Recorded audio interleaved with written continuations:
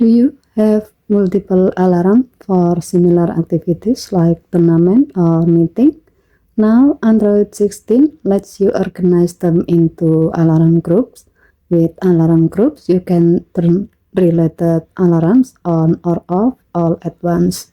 It's keeping your clock app tidy and easier to manage.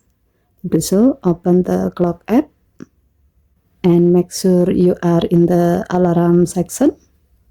Tap the three dots, then tap alarm group, tap add group, enter a group name,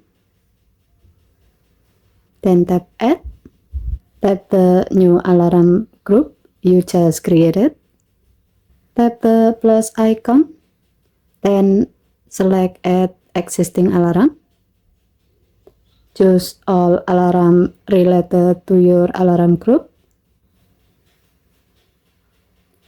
then tap done. As you can see, all selected alarms are now listed under this group. Inside the group, you can use the turn all off button or turn all on button to control all alarms at once.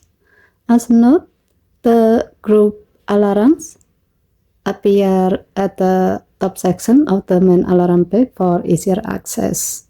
And that's how to group alarms in Android 16.